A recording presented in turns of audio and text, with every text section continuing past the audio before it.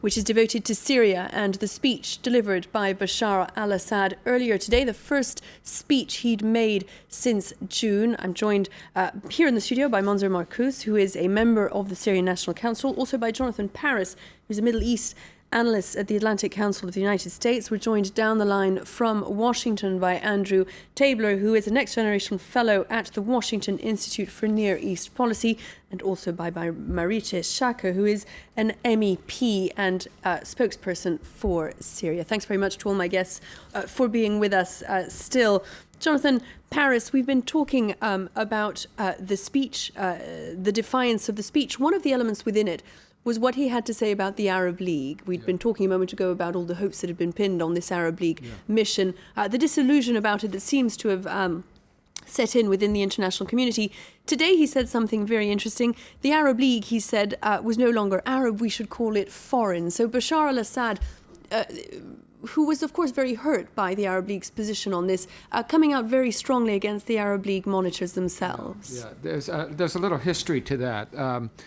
You see, Syria has always created the perception that they are the heart of the Arab world. After all, the modern Arab they were indeed one of the founding members of the Arab League. And Arab nationalism started in Syria. But more importantly, the idea that Hafez, his father, had instilled over decades is that the Arab League without Syria, the Arab nation without Syria, cannot stand up against the West, cannot stand up against Israel. You need Syria for there to be a real Arab League. So when you take Syria out of the Arab League, Assad is saying you have, what do you have? You have foreigners.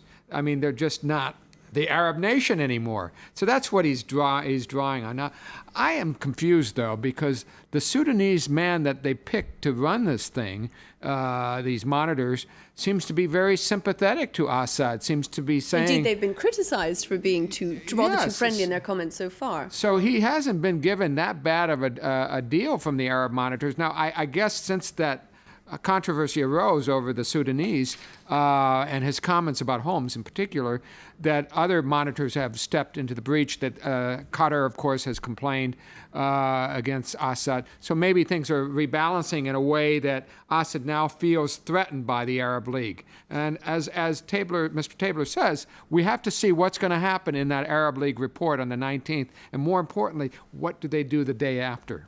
Well, indeed, let's hear what Bashar al-Assad had to say about the Arab League monitors ahead of the publication of that report, and perhaps with some sense that things might not go his way. Why this Arab initiatives? The same countries that claim to defend the Syrian people, well, those countries are speaking of reforms. They have no knowledge of what is happening in the field of democracy. They have no democratic heritage, but they felt that we were not moving down the path to reform. And therefore, there were rumors stating that Syria did not want reforms, and the people wanted to free itself.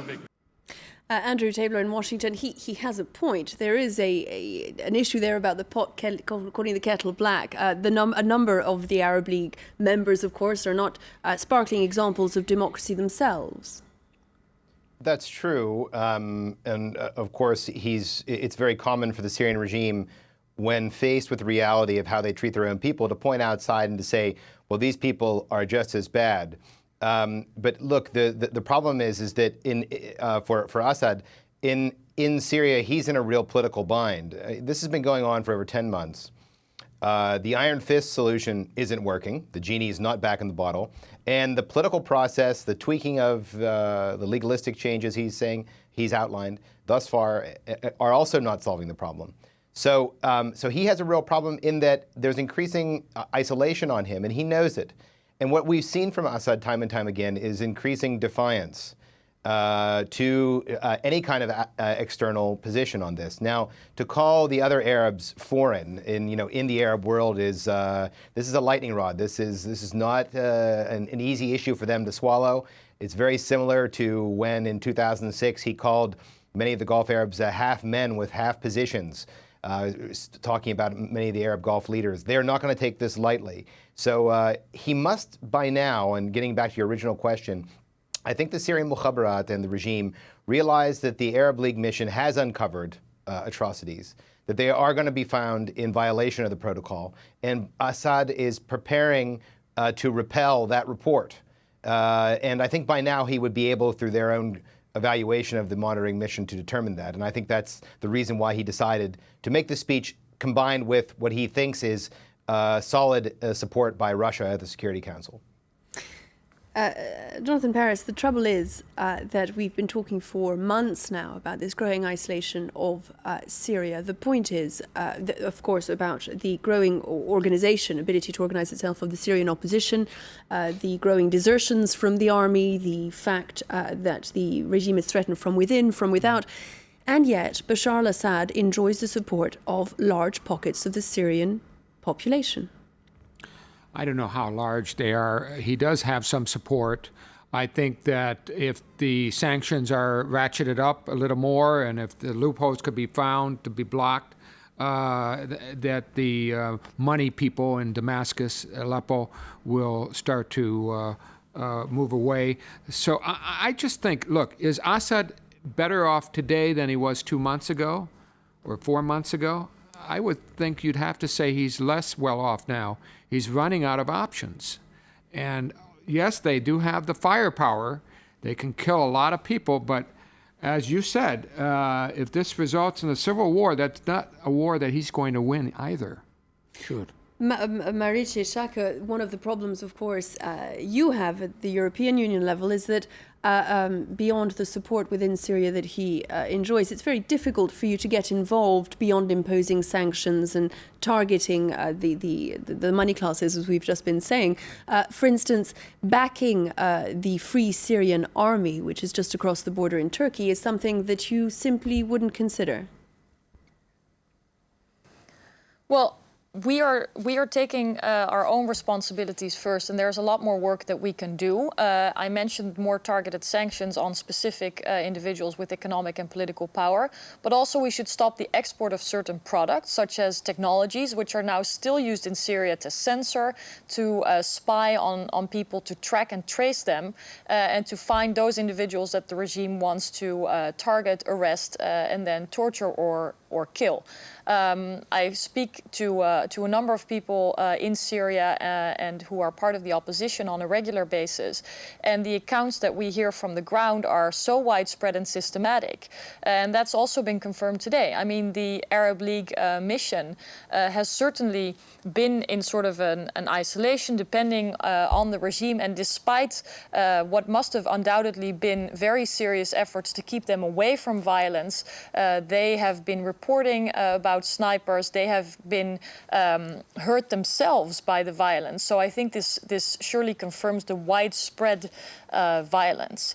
Now, as the EU, we cannot do as much as we may wish to stop the violence, because we do believe that the ultimate and most viable change should come from within Syria, and that we should first focus on the tools or the instruments that we still have at our disposal.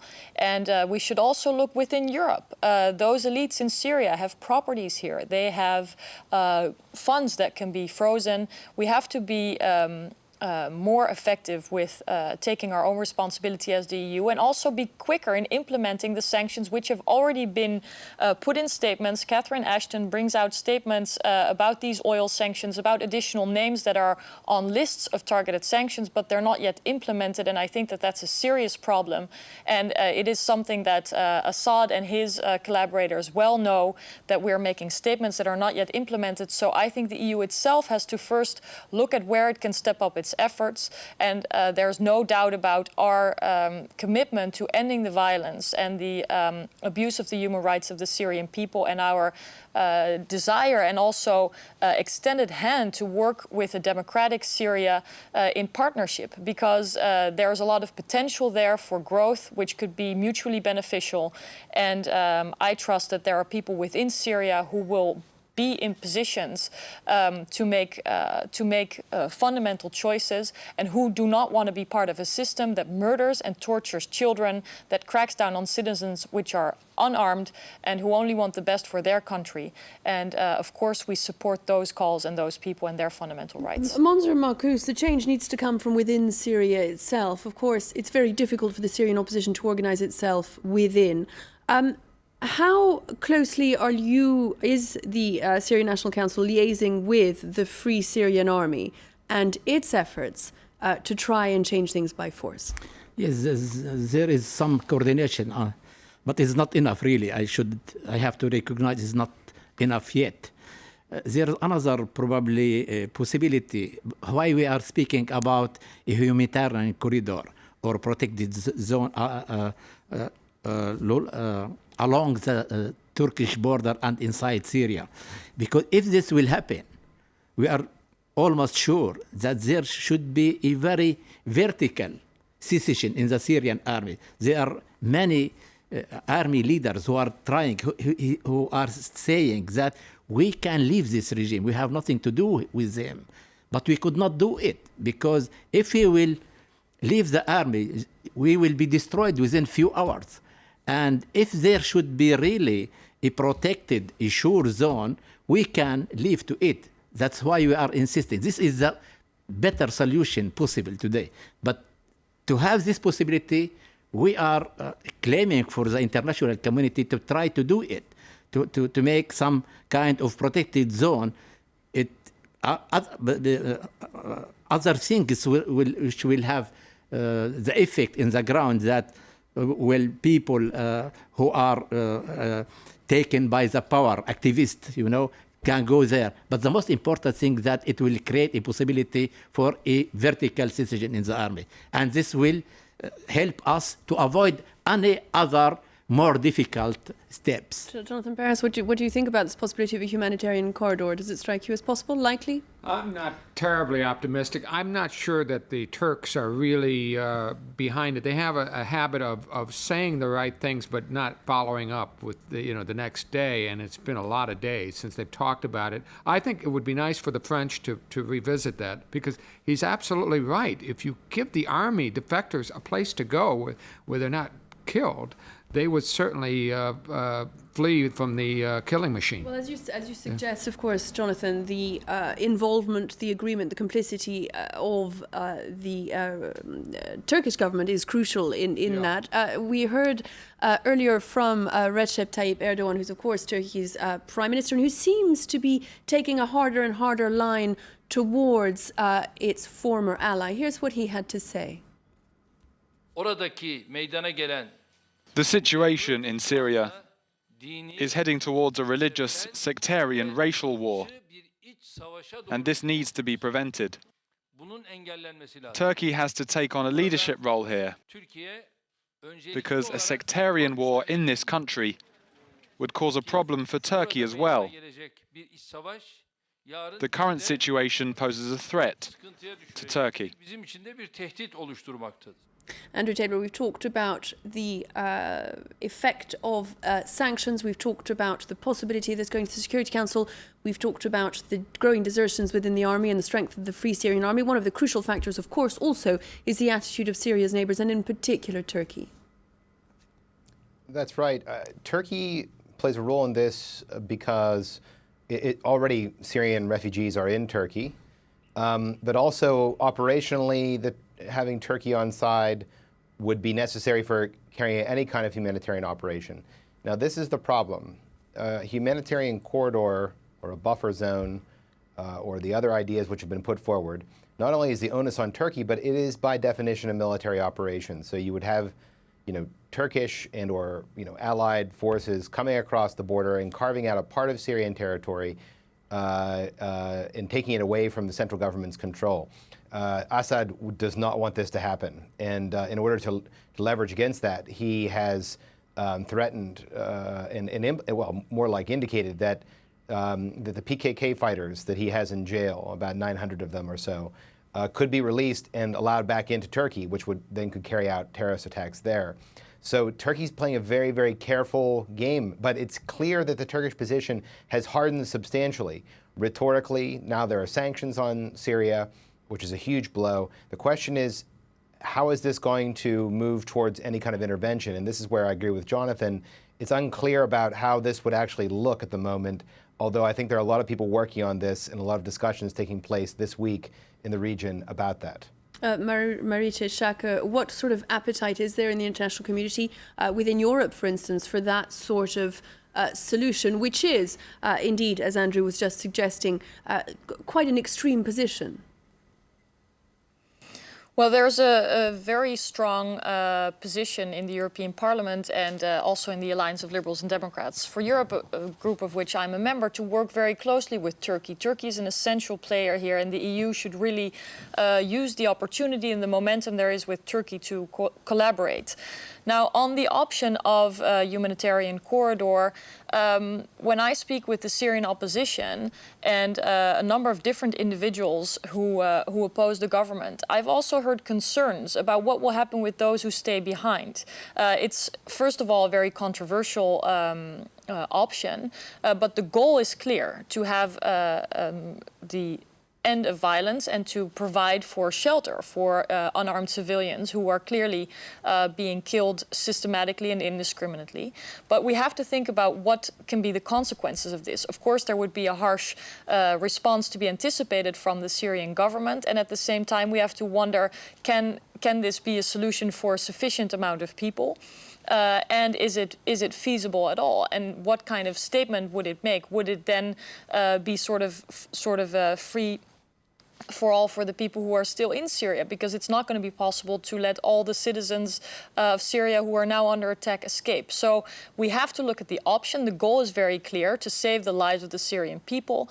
Nobody believes that the Assad regime has any legitimacy anymore. People are very united in their call for him to step down and for a democratic transition to take place.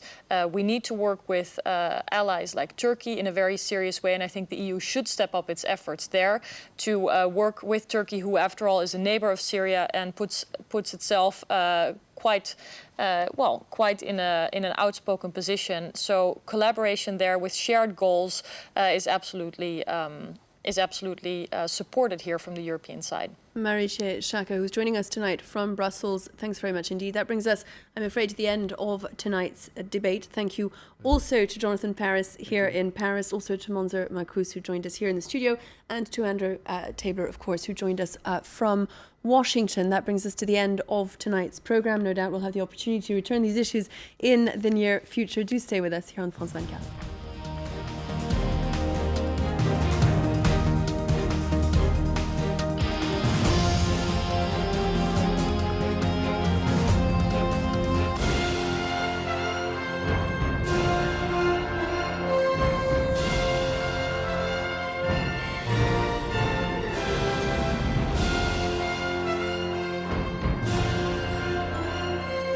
From January to June, our reporters and special correspondents will bring you in-depth coverage of the US primaries, live on France 24.